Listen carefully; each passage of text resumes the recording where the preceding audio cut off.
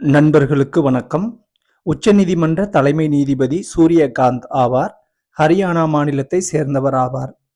நம் நாட்டின் 53வது தலைமை நீதிபதி சூரியகாந்த் ஆவார். 2027ஆம் ஆண்டு பிப்ரவரி மாதம் வரை பதவியில் நீடிப்பார். உச்சநீதிமன்றத்தில் 90,000 வழக்குகள் நிலுவையில் உள்ள நிலையில் இவர் தலைமை நீதிபதியாக பொறுப்பேற்றுள்ளார். ஜம்மு காஷ்மீருக்கு சிறப்பு அந்தஸ்து அளித்த அரசியல் சாசனத்தின் 370வது சட்டப்பிரிவு ரத்து, பாதுகாப்பு படையினருக்கான ஒரே பதவி ஒரே ஊதியம் திட்டத்தை உறுதி செய்த உச்சநீதிமன்ற நீதிபதிகள் அமர்வில் இவர் இடம்பெற்றுள்ளார் என்பது குறிப்பிடத்தக்கது.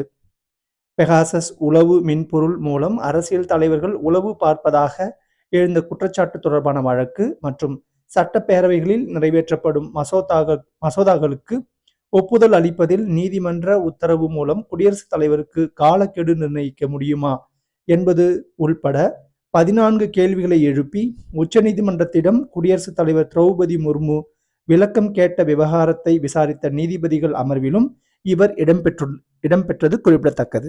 நன்றி.